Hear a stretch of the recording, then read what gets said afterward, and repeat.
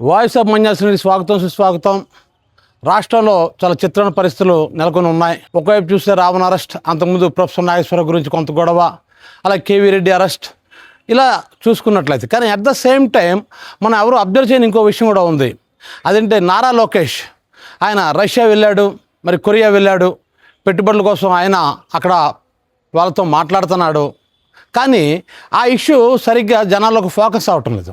చాలామందికి అసలు నారా లోకేష్ రష్యా వెళ్ళాడని, కొరియా వెళ్ళాడని విషయాలే తెలియలేదు. ఎందుకు తెలియలేదు అంటే టోటల్గా మొత్తం జనం దృష్టి అంతా మొన్నటి వరకు సాయి కృష్ణ ఇష్యూ మీద నడిచింది. అంతకుముందు ప్రొఫెసర్ నాగేశ్వర గారి విషయంలో పవన్ కళ్యాణ్కి ఆయనకు జరిగినటువంటి గలాట, దీంట్లోనే తెలంగాణ గురించి ఒక నీ అయ్యే జాగీరా అన్న మాట గురించి కొంత గొడవ అక్కడ జర్నలిస్టులతో, మేధావర్గంతో. సో ఇలా గొడవలు. కానీ మన పాలకులు చూడవలసింది ఏంటంటే మన రాష్ట్రానికి ఏంటి అవసరం? ఈ గొడవలు అవసరమా? ఆఫ్టర్ ఆల్ యూట్యూబ్ని అరెస్ట్ చేయడం కోసం అంత హంగామా అవసరమా? ఇవన్నీ ఒక జర్నలిస్ట్ని అరెస్ట్ చేయడం కోసం అక్కడికి తెలంగాణ వెళ్ళటం, ఆయన బలవంతంగా తీసుకురావటం, యూనిఫామ్ లేకుండా అరెస్ట్ చేయటం, నోటీస్ ఇవ్వకుండా అరెస్ట్ చేయటం, భార్య అడ్డొస్తే భార్యను కూడా తోసివేయటం, తిరిగి పోలీసు విధులకి ఆటంకం కలిగిస్తుందని ఇంకొక కేసు పెట్టడం, ఇలా కేసుల మీద కేసులు ఒకవైపు పెట్టుకుంటూ వెళ్తుంటే ఒకవైపు నారా లోకేష్ చాలా చక్కగా, నిజంగా ఈ విషయంలో నేను నారా లోకేష్ని అభినందిస్తాను నేను. ఎందుకంటే అతను కూడా రెడ్ బుక్ రాజ్యాంగం అతనితో ఆ మాటకు వస్తాయి, కానీ ఎక్కడ ఆయన డైరెక్ట్ అవ్వలేదు. ఆయన పలానోళ్ళని అరెస్ట్ చేయమని చెప్పుంటాడు ఇన్నర్గా డిపార్ట్మెంట్కి, పలానా మాట అన్నాడు, దాని మీద అరెస్ట్ చేయండి అని. సో అలాగ అరెస్టులు చేసుకుంటూ వెళ్ళారు, కానీ ఎక్కడ ఆయన డైరెక్ట్ అవ్వలేదు. ఎప్పుడో ఒకసారి మాత్రం అన్నాడు, ఇంకా 3 పేజీలు 4 పేజీలు ఇంకా బోల్డ్ పేజీలు ఉన్నాయని అన్నాడు, కానీ ఆయన ఎవరితో డైరెక్ట్ గొడవ పెట్టుకోలేదు. కానీ ఈయన ఏం చేశారంటే ఏకంగా ప్రొఫెసర్ నాగేశ్వర గారితో డైరెక్ట్ గొడవ, మరి ఆయన మీద కేసు పెట్టబోయారు. మరి అదేవిధంగా నిన్న చూసుకున్నట్లయితే రావణ్ మీద గొడవ, మరి సాయి కృష్ణ విషయంలో ఆయన కులానికి సంబంధించి ఒక అంశం మాట్లాడడం, అది కొంత గొడవకు దారితీసింది.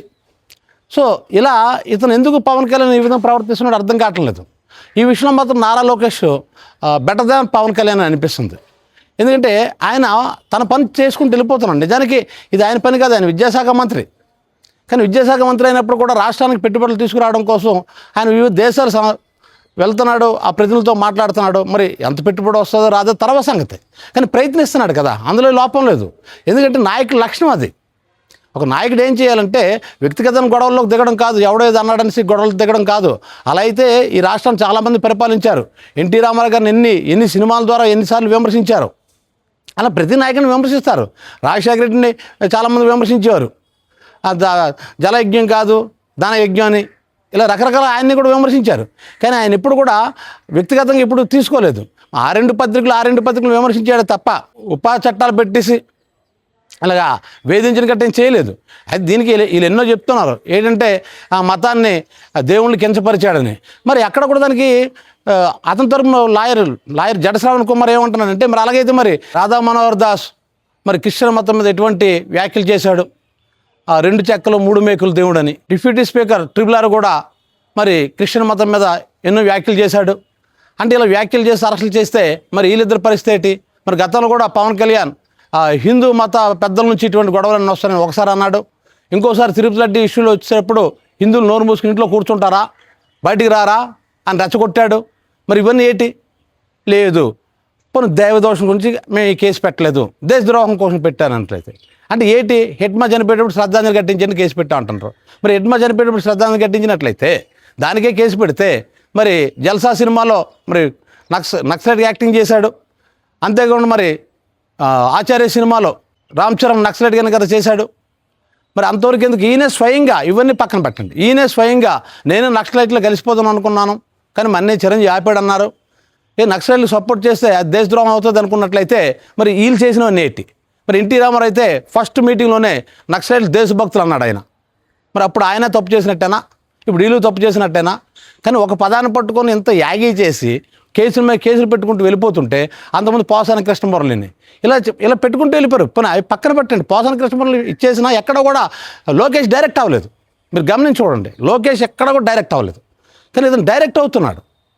నన్ను అన్నారు, ఇలా చేశారు, అలా చేశారు అని ఈ మాట్లాడడం వల్ల ఏమవుతుంది? ఇతని వల్ల గొడవలు వస్తున్నాయి. పవన్ ఇప్పుడు చూడండి, ఈ ఇష్యూలో మీరు జాగ్రత్తగా గమనిస్తే టీడీపీ పెద్దగా రావణ్ని వ్యతిరేకించడం లేదు, బీజేపీ పెద్దగా వ్యతిరేకించడం లేదు, జనసేన ఒకటే వ్యతిరేకిస్తుంది. అంటే ఒక విధంగా ఇతను ఒంటరివాడిని చేస్తున్నట్టు కనపడటం లేదు ఇక్కడ మనకి. అటు లోకేష్ ఏమో పెట్టుబడులు అంటున్నాడు, ఇతనేమో పవన్ కళ్యాణ్ గొడవలు అంటున్నాడు అనేటువంటి ఇంప్రెషన్ ప్రజలకు వచ్చేస్తుంది. ఈ విషయంలో పవన్ కళ్యాణ్ జాగ్రత్త పడాలి, లేకపోయినట్లయితే తర్వాత ఈయన వ్యక్తిగతంగా రాజకీయ పరంగా ఇబ్బందులకి గురి అవుతాడు. లోకేష్ సక్సెస్ అయిపోతాడు అక్కడ, ఖచ్చితంగా అవుతాడు. ఎందుకు అవుతాడంటే ఒక నాయకుడు ఏం చేయాలో చేస్తున్నాడు అతను. నేను అంటుంది ఏంటంటే ఒక నాయకుడు రాష్ట్రం కోసం ఆలోచించాలి, రాష్ట్ర సంక్షేమం కోసం ఆలోచించాలి, పెట్టుబడులు ఎలా తీసుకురావాలి, మనం అప్పులు అయిపోయి ఉన్నాం, ఈ పెట్టుబడులు ఎలా సమీకరించాలి అని ఆలోచించాలి ఒక నాయకుడు. ఆ విధంగా ఒక ప్రణాళిక పెట్టుకోవాలి, ఆ ప్రణాళికబద్ధంగా నడవాలి. ఆ విధంగా ఆ విషయంలో మాత్రం పవన్ కళ్యాణ్ కంటే ఆయన రాష్ట్రం కోసం సర్వీస్ బాగా చేస్తున్నాడు. ఈ విషయంలో పవన్ కళ్యాణ్ మాత్రం నిర్లక్ష్యం చేయకూడదు. ఎంతసేపు ఎవరో ఏదో అన్నాడని దాని మీద గొడవపడి దాని మీద స్టేట్మెంట్లు ఇవ్వడం, అది పెద్ద ఇష్యూ అయిపోవడం, ఇవన్నీ కరెక్ట్ కాదు. ఎందుకంటే ఇది ఉంటేనే గొడవలు రా అన్న ఫీలింగ్కి వచ్చేస్తారనమాట ఇంక ప్రజలు కూడా. అలాంటి మెంటాలిటీ అనేది ప్రజల మీద చూపించకూడదు. ఒకవేళ ఎవరైనా విమర్శిస్తే దాన్ని స్పోర్టివ్ తీసుకోండి. గతంలో ఎంతమంది నాయకులను ఎంతమంది విమర్శించలేదు. మరి చంద్రబాబు నాయుడు, రాజశేఖర రెడ్డి అంత ఘోరంగా విమర్శించుకుంటారు అసెంబ్లీలో. కానీ దాన్ని ప్రజలు స్పోర్టివ్గా తీసుకున్నారు, ఒకరికొకరు స్పోర్టివ్ తీసుకున్నారు. ప్రజలు కూడాను గట్టిగా అడిగాడులే, మావిడ గట్టిగా అడిగాడు అంతవరకే. కానీ ఎవరు చేయవలసిన కార్యక్రమాలు చేసుకున్నారు వాళ్ళు ముఖ్యమంత్రులు అయిన తర్వాత. అది వ్యక్తిగతంగా స్టేట్మెంట్లు ఇచ్చుకొని కూర్చోలేదు. ఆ విధానపరమైన నిర్ణయాల మీద విమర్శలు చేసుకుంటారు ఎక్కువ. 90% విధానపరమైన నిర్ణయాలే అట్లమే చేసుకోవాలి కూడా. ఆ మాటకు వస్తాయి ప్రతిపక్షాన్ని విమర్శించడానికి ఉంటుంది. విమర్శిస్తేనే అధికార పక్షం కరెక్ట్గా పనిచేస్తుంది. ఇంత కామన్ థింగ్ని మర్చిపోయి ఇతనేమో వ్యక్తిగతంగా తీసుకుని దాన్ని అలాగే ఎప్పుడు వ్యక్తిగతంగా తీసుకుని ఒక ఈగోకి ఫీల్ అయితే రిజల్ట్ రాష్ట్రానికి ఒక వ్యక్తి చేసే ఈగో ఫీలింగ్ వల్ల రాష్ట్రం దెబ్బతింటుంది. చూడండి, తెలంగాణలో ఆ రోజు చేసే ఇష్యూ వల్ల అది అలాగ అప్పుడప్పుడు రాజుతూనే ఉంది. ఇది కరెక్ట్ కాదు కదా. కేవీ రెడ్డిని అరెస్ట్ చేయడం ఇవన్నీ కూడా కరెక్ట్ కాదు కదా. అంటే తెలంగాణ వాళ్ళని రెచ్చగొడుతున్నట్టే కదా. కాబట్టి ఇక మీదటైనా సరే పవన్ కళ్యాణ్ గారు ఈ విధంగా కాకుండా లోకేష్ ఎలాగైతే పెట్టుబడుల కోసం వెళ్తున్నాడో మీరు ఈ రాష్ట్ర సంక్షేమం కోసం మీరు విదేశాలు వెళ్ళి పెట్టుబడులు సేకరించుకుని తీసుకొస్తే మీకు మంచి పేరు వస్తుంది. ఈ వీడియో మీకు నచ్చినట్లయితే వాయిస్ ఆఫ్ మంజాల సింగ్కి లైక్ చేయండి, షేర్ చేయండి, సబ్స్క్రైబ్ చేయండి.